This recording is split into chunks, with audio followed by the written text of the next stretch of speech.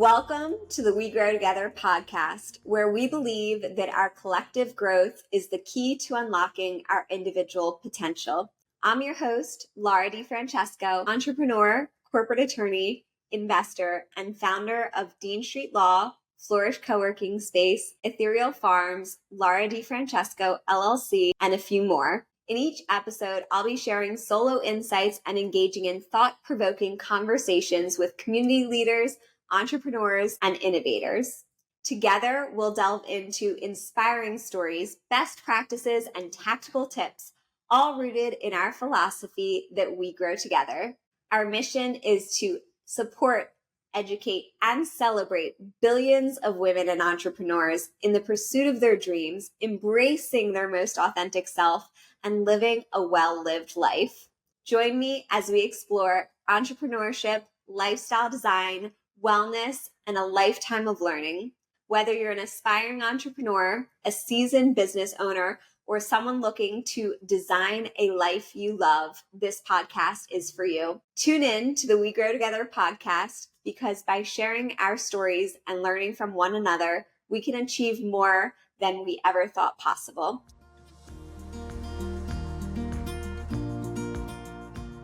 Welcome back to the We Grow Together podcast. I am so excited to continue our conversations. I'm so proud of what we've built so far with the We Grow Together podcast, both with the guests that we have and the solo episodes that we've done. I feel like it's bringing so much value, and it's literally one of my favorite things that I do in our business. So I'm really excited to continue the conversation. This episode is all about women in entrepreneurship. And if you know me, you know how passionate I am about this subject, because entrepreneurship is such an incredible opportunity to minimize the divide in genders in terms of equitable pay and success and opportunity and so much more. And it turbocharges the time that it will take to be able to effectuate change, because in one single swoop of becoming an entrepreneur, you have control, you have influence, you have the ability to make change, to be the change that you wish to see in the world. And obviously that's something that I am so passionate about myself. That's what I do with my businesses. So I really think that it's an incredible tool. If you look at the pay gap and the disparity in men and women in their career and opportunity and success and financials and everything that goes into it, we're looking at more than 50 plus years out to really start to see any sort of parity. And that is not even touching the full impact that pay disparity and equitable rights for women has, because it's so much more than pay. It's also advocacy for ourselves, being heard, all of the small things that aren't quite as tangible and easily measured. So there's so much that we have to do as a society to bridge this gap. Entrepreneurship brings it all together very quickly, because you really can make so much change when you have people who need to effectuate change in a powerful position to be able to effectuate that change. That's why it's so important to me to empower women, to support them in their journey, to provide resources, to share everything that I know to be able to support them. Because to me, that's how we take this change that would take generations and generations and make it tangible and accessible now.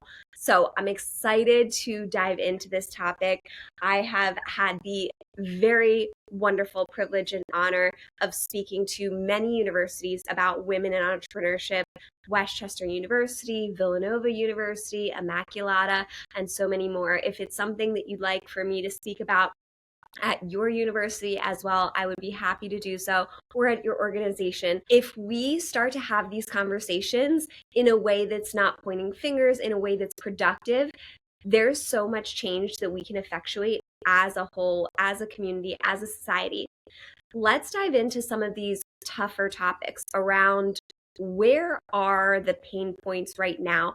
Obviously, this has been a very long time coming. We have been in society for thousands of years, and women just had the right to vote a little over a century ago. And it's something that is going to continue to take time to effectuate these change. And the most important thing to me is not focusing so much on the amount of work to do, but rather focusing on what we can do. There's so much change to be done, but let's focus on what we can do. So let's talk about a few of the areas. I've taken notes. My team has prepared questions so that we can have a really thoughtful, productive conversation around this. So in terms of the current statistics, they are all over the place and it's really hard to measure, but typically the gender gap, you're seeing like 70 cents to the dollar to men, 60 cents to the dollar to men. Of course, parental leave is something completely different, and family leave, and all of the rights for women as mothers and as caretakers and everything has a lot more to go. In terms of capital and access to capital, you're seeing anywhere between 2 to 5% of women receiving access to capital when they're fundraising. So the numbers speak for themselves, and there's so much that's not quantifiable in addition to that. So let's talk about the biggest issues in gender disparity. So number one is going to be, I think, gender bias and stereotypes. Yes, the pay gap is there. But in terms of gender bias and stereotypes, honestly, we see this all the time. It just happened in the Olympics where one of the boxers was accused of being transgender or being a man because she didn't fit the true stereotype of what being a woman is like. And I think we've come a very long way in our society in terms of opening our vision of what a woman is, but it's something that we need to each constantly monitor and to educate men, to educate women. It's honestly, I don't think it's a men versus women thing. I see just as many women doing these things as men. So as a society, we need to be very conscientious of how we are interpreting a woman's actions, how we are interpreting her presentation of herself, and just check. Ask yourself, if a man was presenting themselves this way, would I question it? If a man was saying something like this, would I feel differently? And just using that internal feedback and having that conversation with yourself.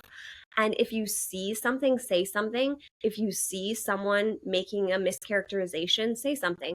I lovingly shared in a very positive, productive way when someone shared that information that it was false about the Olympics. So if you see something, say something, and also start to have that internal barometer of yourself. That's something that you're checking often of, am I treating this person correctly and well as they should be treated, regardless of their gender, regardless of how they present themselves?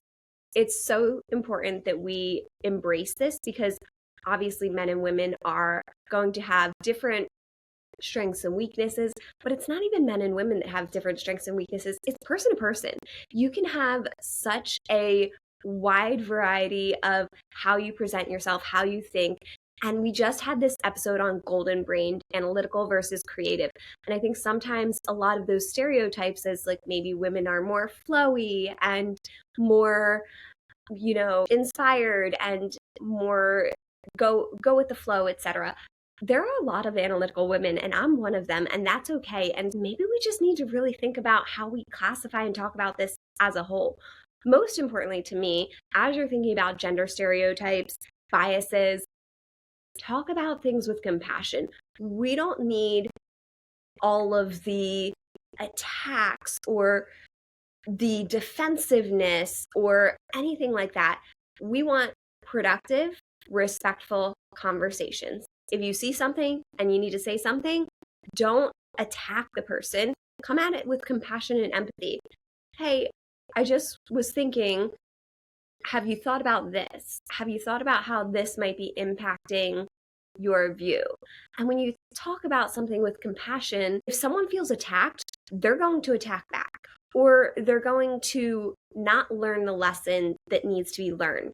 When you come at something with compassion, like you're talking to a child, not that you should talk to them like they're a child, but if you talk to someone with compassion and empathy and you're trying to have a conversation, not create derision, that is going to bring our community and society together. That's something that a lot of us need in many different respects because we have a very divisive society right now. And it's important to come to these conversations with the right attitude, in the right frame of mind, and using the communication tools that we have to be able to make a difference effectively in a positive manner. Next item, of course, is the pay gap. And the pay gap is something that has been a very long time in the making and something that we need to take immediate action on. This is something that is so easy to change, in my opinion, as a entrepreneur, as a business owner, and as female entrepreneurs, as I'm supporting them, that they're able to make change in their business as well. First off, when you're interviewing with someone, remove the question, what did they make previously? And be very conscientious as a manager, no matter your gender as a manager, of how you're paying. We have very clear pay scales between different offers that we make, different positions that we have, and different levels of seniority. To us, it's who's performing, who is going to be more senior, and we start everyone at the same rate. If you start everyone at the same rate, you don't have as many issues. Now, if you're hiring, let's say in mid-career, it's a lot harder, but if you have clear standards on what the pay should be for those, it's a lot more clear to make sure. And then do audits of your business and the performance aspect of it. Make sure that your performance evaluations aren't going to create gender bias, that they aren't going to feed into this already challenging paradigm that women are dealing with. Because there's no reason why women should be making 70 cents on the dollar to men for the exact same job, for the exact same position. There need to be audits. It should be a law. It should be required for all publicly traded companies for sure, and private companies. If you have over 5 employees, if you have over 2 or 3 employees, it should be required for everybody. There's so much that we could do. Maybe I'll submit a bill for pay disparity action and audits, because to me, it's mind-boggling that this is still an issue.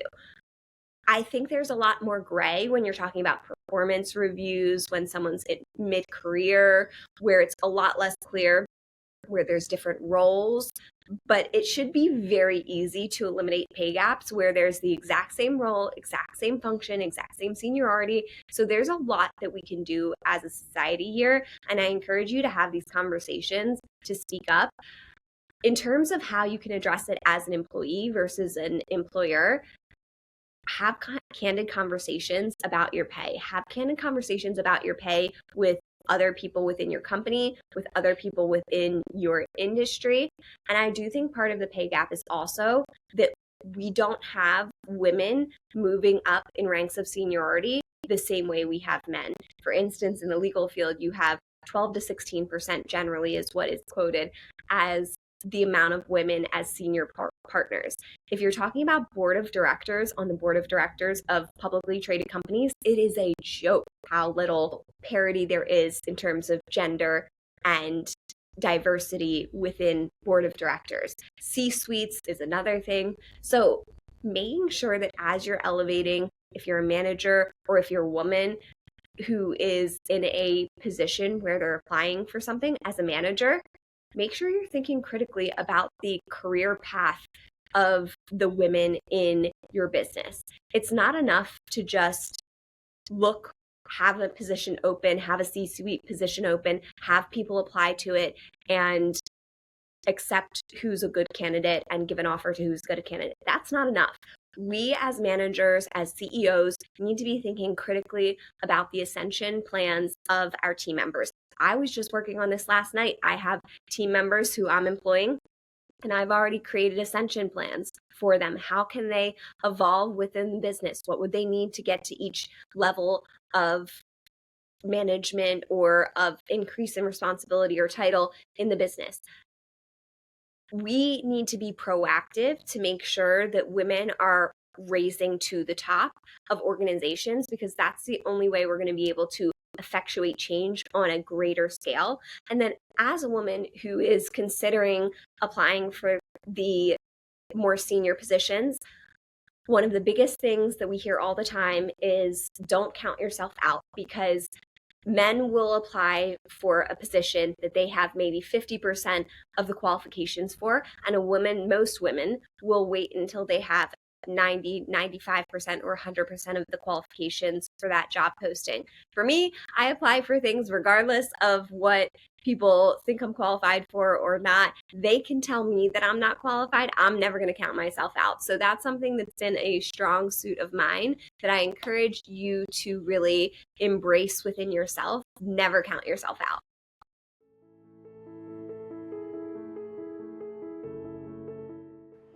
Ready to turn your entrepreneurial dreams into reality? Join our 60 Days to Launch a Business course and gain the essential tools, strategies, and confidence to start your own business. Guided by expert insights and practical steps, you'll go from idea to launch in just 60 days or less. It's up to you. The course includes lessons, homework, and the 60 Days to Launch a Business guide of over 100 pages of exactly what I've done to start more than 5 businesses, taking you from ideation to post-launch celebrations. Take the leap of faith in yourself and build the business you've always envisioned. Enroll now and start your journey today. The next matter is work-life balance. When we're talking about ascension plans for women in the workplace, it's important to think about work-life balance and family leave, and what are your family policies, and how can we in the United States make it better for women? Because at the greatest growth points of their career is often the same time that many women are having families, and the same thing should apply for men. At the same time as the greatest opportunities for growth are happening for men, that's the same time they're having families too. But we don't just need maternity leave. We do need maternity leave. Absolutely. It should be uncontestable that maternity leave is a part of every business.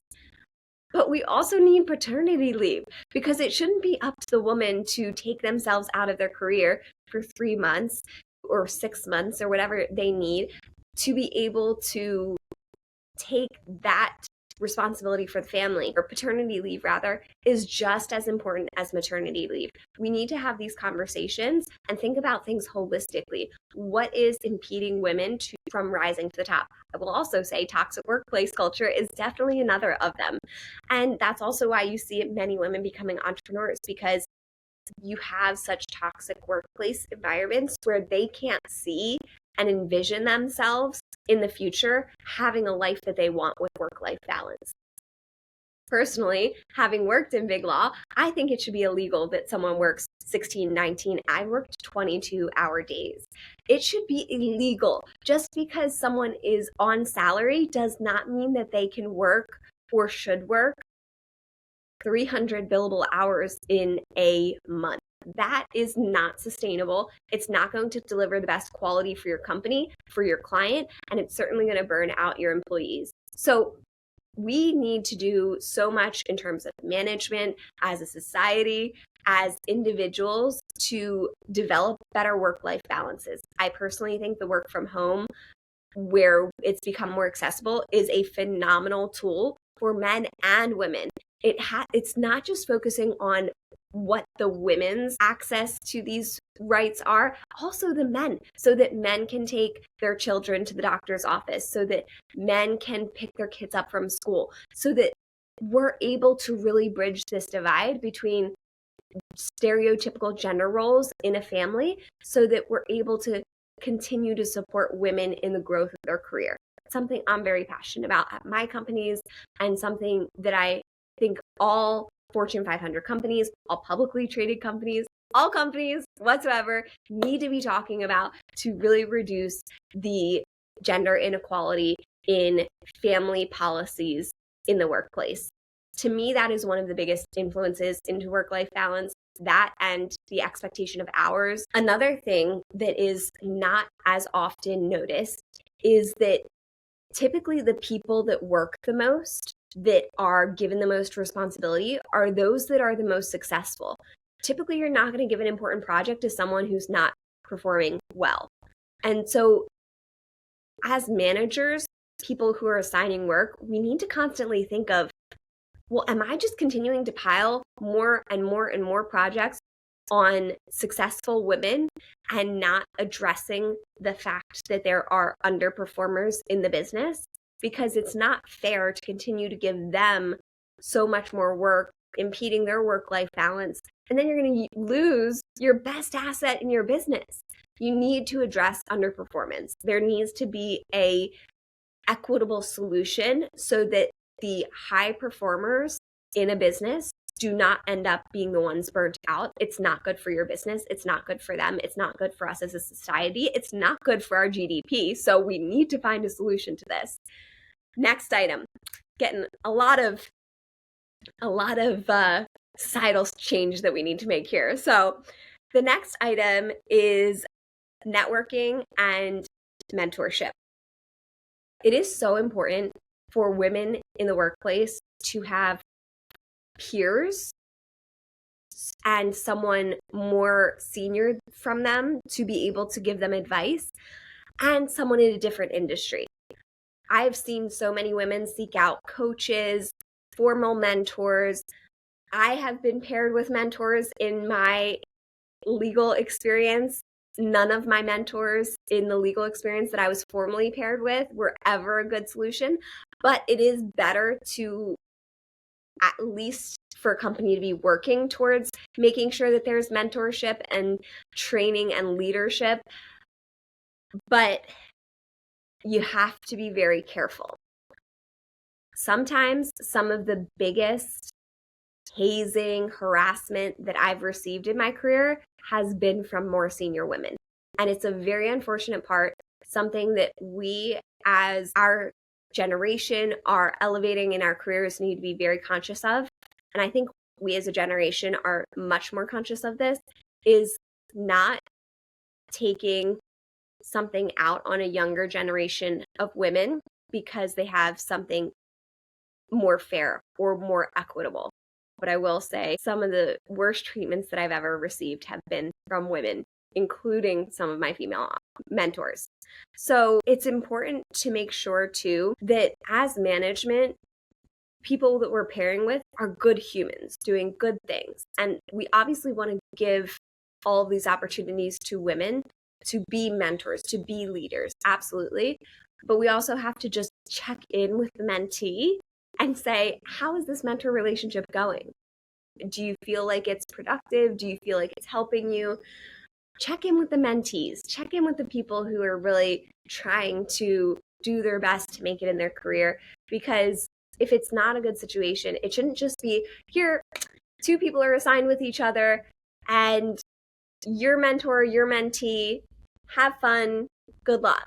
And it shouldn't be always up for the junior person in a relationship to speak up for themselves, to speak critically of someone else, especially because they're not going to want to speak critically of a woman in leadership, because we want women in leadership. We don't want them to be seen different. So there should be very easy ways that maybe don't even criticize or impact the female mentor, if there is one.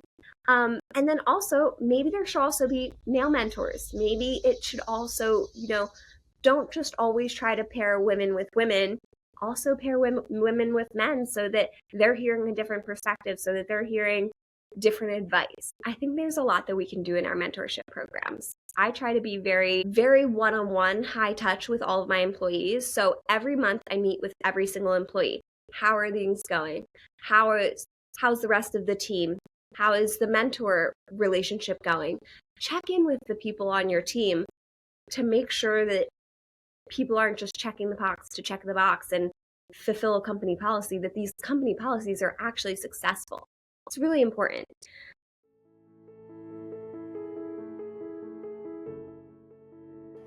The number one question I'm asked is, how do I do all of the things that I do? So I made a course, workshop, and workbook sharing all the details. Unleash your potential with the Wild Ambition Lifestyle Design course. Transform your dreams into reality with guided vision setting, storyboarding, journaling, and all the tools that I use to bring my dreams to life. With over 100 lessons, 200 plus pages of workbooks, and lifetime access so you can return to it whenever you need, you'll have all the tools that you need. Empower yourself with actionable steps to create the life you've always desired. This course is the blueprint to achieving confidence, success, and fulfillment. Join our community of ambitious individuals committed to living their most authentic lives. Start your journey today and enroll now to dream and live with wild ambition.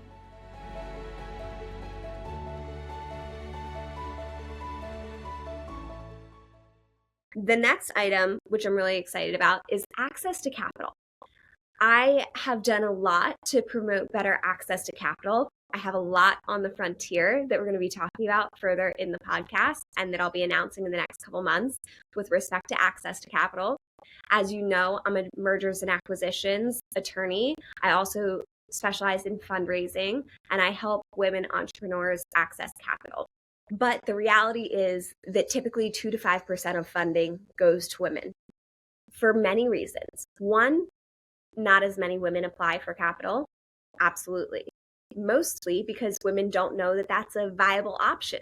And they sometimes count themselves out before they even are determined whether or not they're a good investment, because they don't have as much confidence and there's not as much conversation and knowledge about it. So I'm very excited. I'm going to be bringing a lot to that conversation, really bridging the gap of knowledge and access to information. I truly believe that providing equitable access to information can drastically increase the opportunity for women and minorities. So this is something that I'm really excited to bring to fruition. So educate yourself about access to capital, how you get access to capital. And then, of course, that application process needs to be better. It needs to be best in class. And that goes back to me to access to information. How do you pitch investors? What information do you need?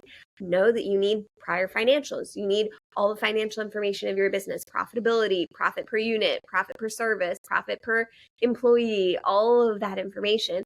And you have to be able to present it in a way that will be successful. There is an objective measurement of whether something's a good pitch or not a good pitch. Yes, it's highly subjective, but you have to at least have the bulk of the information to be a good pitch. There's a certain level that it has to be a good pitch, to be able to garner investment.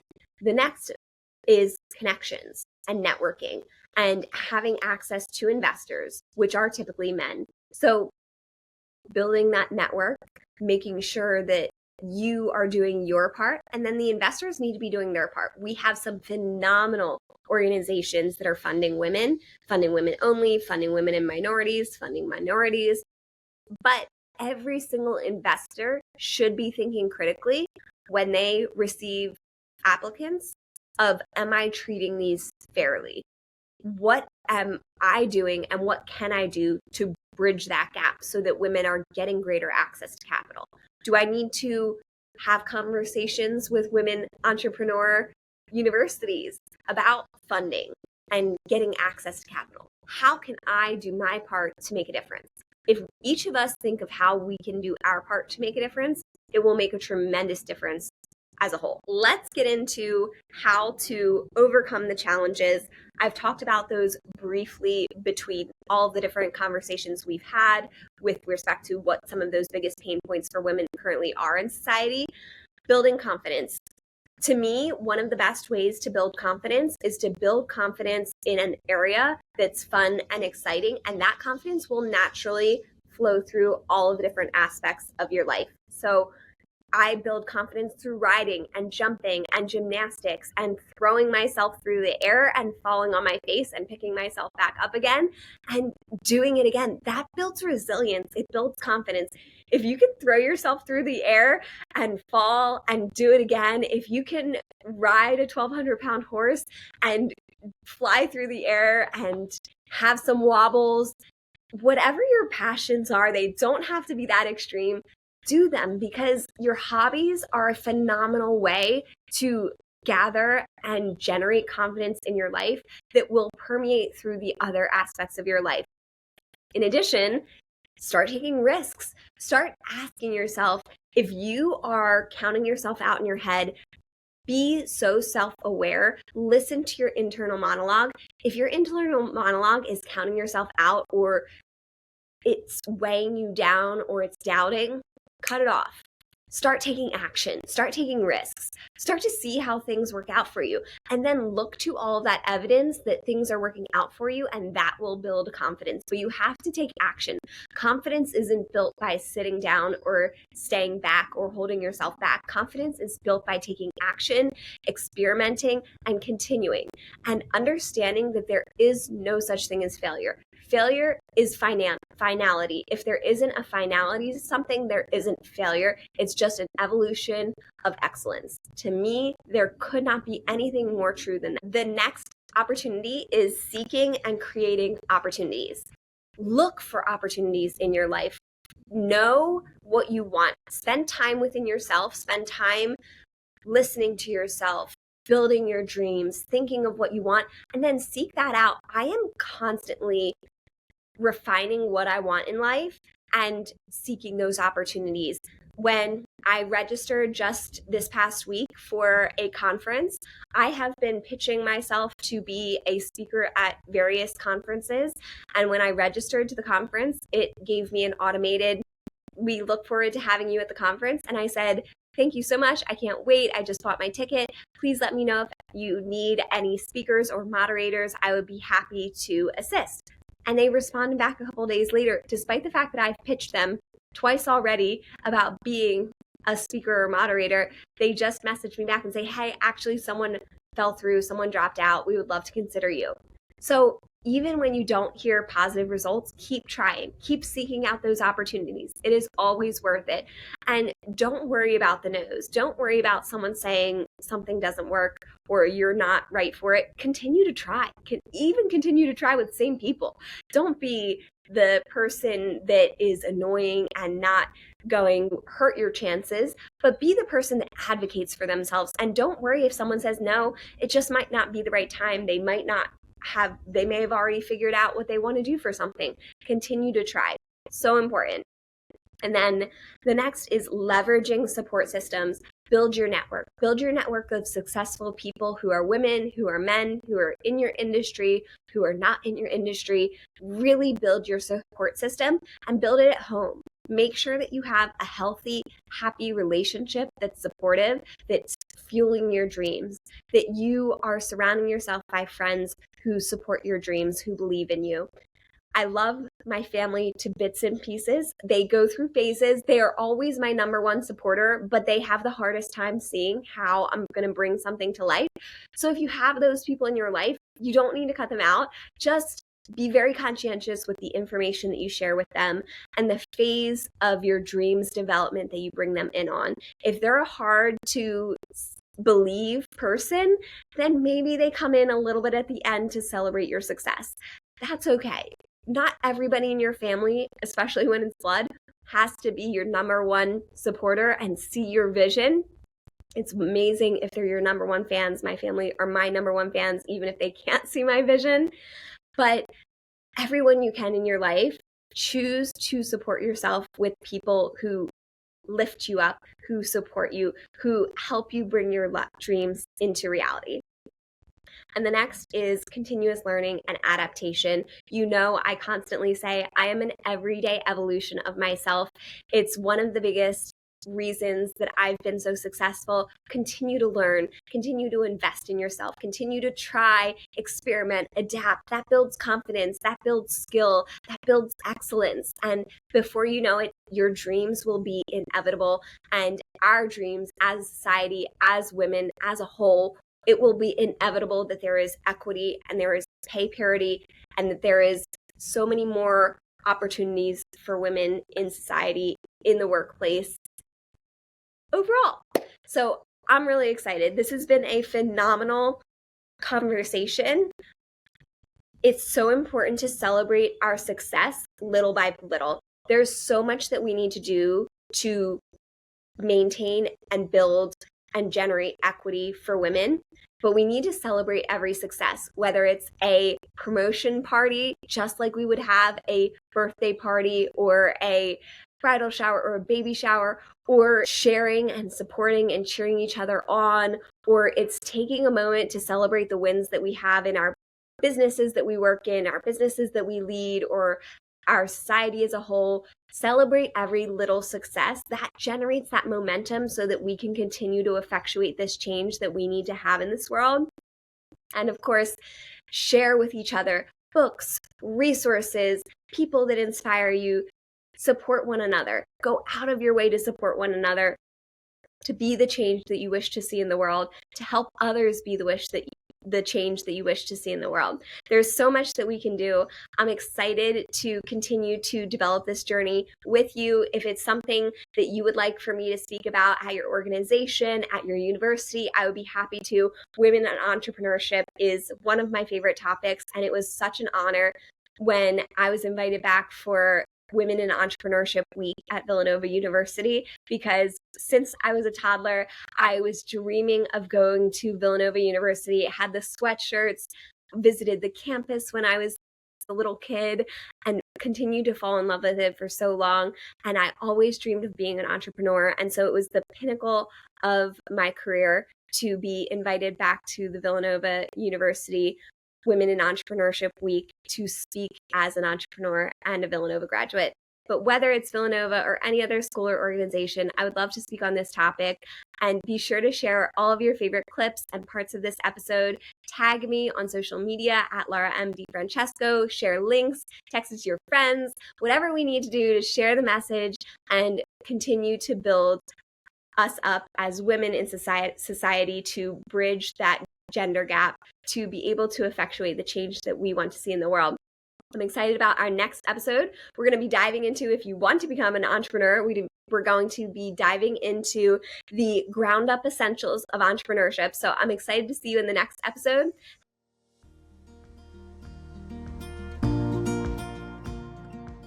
Thank you for joining us on this episode of the We Grow Together podcast. I hope today's conversation inspired you, provided valuable insights, and brought you closer to your more authentic self. If you enjoyed the episode, please be sure to give a 5-star review and subscribe on your favorite podcast platform so you never miss an episode. Also, be sure to screenshot and share on social media whenever you can. Sharing your support of the podcast really helps us to grow and continue making episodes just like this. You can see all of the links in the show notes for more access to guides, all of our social media information, resources, how to connect with us. And I hope that you join us in the next episode where we'll be sharing more innovative ideas, stories, all with our philosophy that we grow together. I'll see you in the next episode.